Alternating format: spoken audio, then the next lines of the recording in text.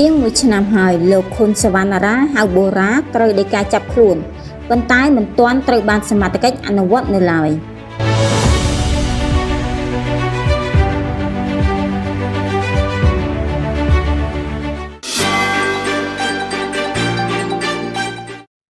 ត្រីរាជការណាដែលធ្វើអំពើប្រេះប្រាស់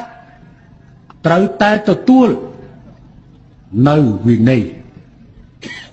ដែលពួកគេនឹងត្រូវទទួលការបណ្តេញចេញឬក៏ត្រូវទទួលវិន័យធ្ងន់ធ្ងរជាងនេះតាមរយៈនៃការផ្ដន្ទាទោសដោយច្បាប់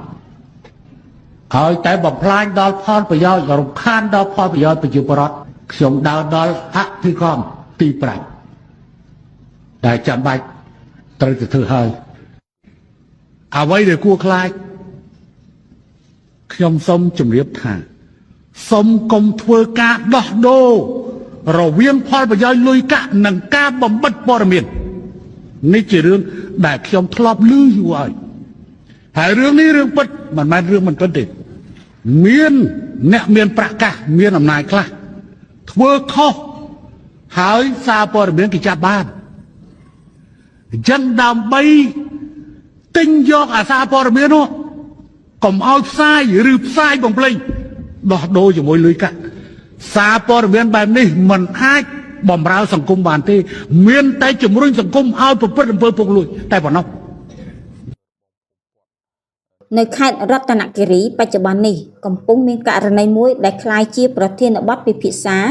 រវាងប្រជាពលរដ្ឋជាច្រើននោះគឺជាករណីរបស់លោកខុនសវណ្ណារាហៅបូរ៉ាដែលជាប្រធានសភាពាណិជ្ជកម្មប្រចាំខេត្តរតនគិរីនិងជាសមាជិកក្រុមប្រឹក្សាស្រុកកូនមុំតាមឯកសារផ្លូវការដែលចេញពីសាលាដំបងខេត្តរតនគិរីបានបញ្ជាក់ថាលោកខុនសវណ្ណារាត្រូវបានចេញនៃការបង្គាប់ឲ្យតាមចាប់ខ្លួនចាប់តាំងពីឆ្នាំ2023រហូតមកដល់សប្តាហ៍នេះជាង1ឆ្នាំហើយការចាប់ខ្លួនមិនទាន់ត្រូវបានអនុវត្តឡើយអ្វីដែលបង្កការភ្ញាក់ផ្អើលនិងសំណួរច្រើននៅក្នុងសង្គមនោះគឺថាបុគ្គលដែលត្រូវបានដោយការចាប់ខ្លួននេះនៅតែបន្តបម្រើការងារយ៉ាងធម្មតាក្នុងតួនាទីជាប្រធានសភាពាណិជ្ជកម្មនិងជាសមាជិកក្រុមប្រឹក្សាស្រុកដោយមិនមានអ្វីកើតឡើងពីចំណុចនេះផងដែរលោកនឹងបន្តទទួលប្រាក់បៀវត្សប្រចាំខែដោយធម្មតាប្រជាពលរដ្ឋមួយចំនួននៅក្នុងតំបន់ស្នើឲ្យអាជ្ញាធរពាក់ព័ន្ធដំណើរការតាមធម្មតានិងអនុវត្តដោយការចាប់ខ្លួនឲ្យបានជាក់លាក់ដើម្បីធានាថាការអនុវត្តច្បាប់នៅក្នុងប្រទេសត្រូវបានប្រកាន់យកយ៉ាងស្មើភាព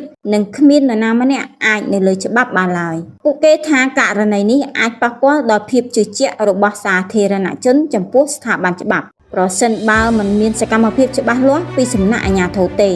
បច្ចុប្បន្ននេះប្រជាពលរដ្ឋនិងអង្គការសង្គមស៊ីវិលក៏បានអំពាវនាវឲ្យសមត្ថកិច្ចពាក់ព័ន្ធបង្ហាញលទ្ធផលនៃដីកានេះឲ្យសាធារណជនបានដឹងដើម្បីថែរក្សាភាពស្មើភាពនិងភាពជឿជាក់លើការអនុវត្តច្បាប់នៅកម្ពុជា